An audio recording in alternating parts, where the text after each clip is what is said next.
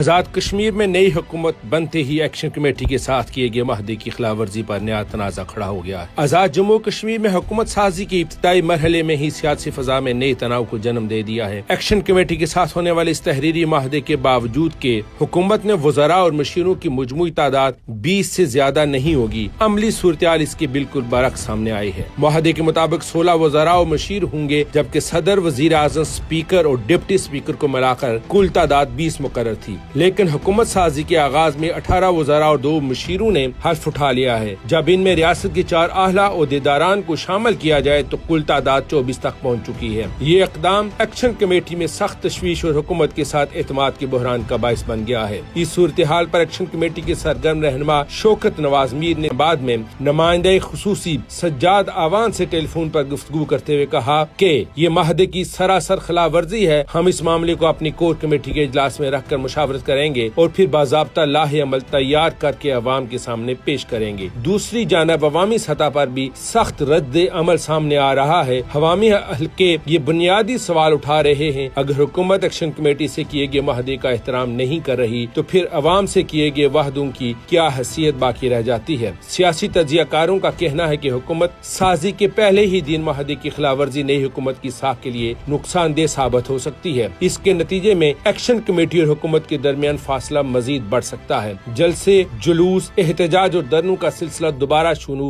होने का खदशा है। नई हुकूमत इंतजामी मुश्किलात से दो चार हो सकती है। सियासी अदम इस्तेहकाम में इजाफा हो सकता है। तो सबसे ज्यादा नुकसान आम शहरियों को होगा, जिनके बुनियादी मसाइल पहले ही हल तलब हैं। तजियाकारों के मुताबिक सियासी इस्तेहकाम, अवामी एतमाद और गवर्नेंस की मजबूती के लिए जरूरी था कि हुकूमत अपने किए गए माहदे की पासदारी करती, लेकिन मौजूदा सूरत हाल इसके बरक्स एक नए बहरान की तरफ इशारा कर रही है। आने वाले चंद दिन निहायत अहम होंगे। हुकूमत के इक़दामात, एक्शन कमेटी की मुशावरत और सियासी क़यादत की संजीदगी ही ये तय करेगी कि ये तनाज़ा हाल की तरफ जाता है या मजीद शिद्दत अख्तियार करता है। फिलहाल सूरत हाल यही जाहिर करती है कि हुकूमत साजी के आगाज ही में नई हुकूमत को एक बड़े चैलेंज से नबर्द आज़मा हो सकती है।